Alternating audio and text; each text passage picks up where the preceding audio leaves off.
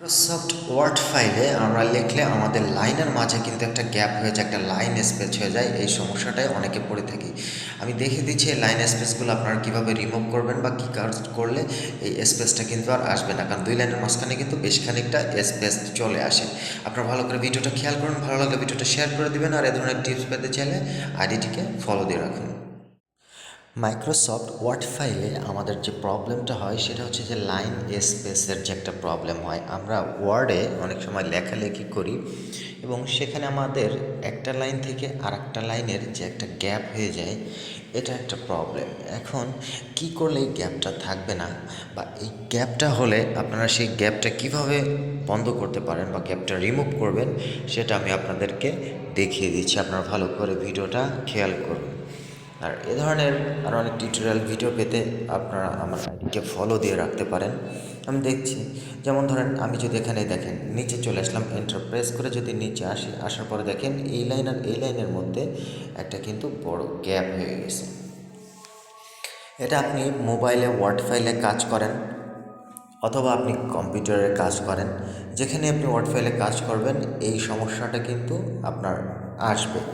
এখন এই সমস্যাটার সমাধান করার জন্য আপনার যে প্যারাগ্রাফের যে স্পেসিংটা আছে সেই স্পেসটা আপনি একটু কমিয়ে দিবেন, তাহলে এটা চলে যাবে। অথবা লাইনের যে গ্যাপের যে অপশনটা আছে আপনি সেখান থেকে গ্যাপটা কমিয়ে দিলে কিন্তু এই সমস্যাটা আর থাকবে না। তাহলে চলেন আমরা দেখি। এটা করার জন্য আপনাকে প্রথমে যেটা করতে হবে, এই কাজটা আপনি প্রথমে করতে পারেন অথবা আপনার লেখা শেষ হয়ে গেলে তখনও করতে পারেন। আচ্ছা, লেখা শেষ হয়ে গেলে ধরেন আপনি সবগুলো লিখছেন, এখন কি করবেন, এই সব লেখাগুলো আপনি সিলেক্ট করে নেবেন। সবগুলো লেখা সিলেক্ট হয়ে গেলে নিচের দিকে যে একটা পয়েন্ট দেখছেন এইখানে আপনারা ক্লিক করবেন। এখানে ক্লিক করলেই যেদিকে দেখছেন এই হোমে থাকা অবস্থায় আপনারা একটু এই যে নিচের দিকে চলে আসবেন।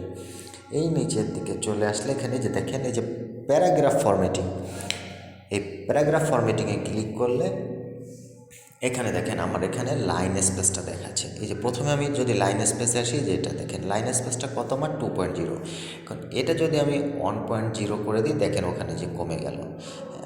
এই স্পেসটা অনেক সময় বেশি থাকার কারণে কিন্তু এটা হয়। আদারওয়াইজ আর একটা যেটা আছে সেটা হচ্ছে আপনার এই লাইন স্পেসে এখানে আসলে নিচের দিকে আপনারা এখানে দেখতে পাবেন যে রিমুভ স্পেস। হ্যাঁ, এই রিমুভ স্পেসে দিলেও কিন্তু আপনাদের এটা স্পেসটা চলে যাবে। হ্যাঁ, এভাবে করে কিন্তু আপনারা এই স্পেসটা কমাতে পারেন। আমি আপনাদেরকে মোবাইলে ফাংশন দেখিয়ে দিচ্ছি।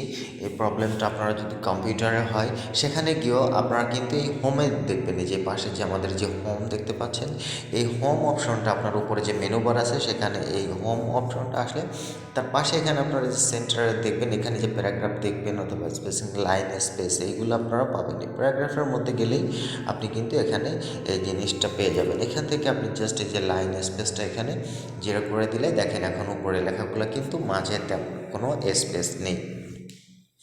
এভাবে করে কিন্তু আপনারা আপনাদের ওয়ার্ডের যে স্পেসটা আছে সেটা এখান থেকে এভাবে বাড়িয়ে কমে নিতে পারেন।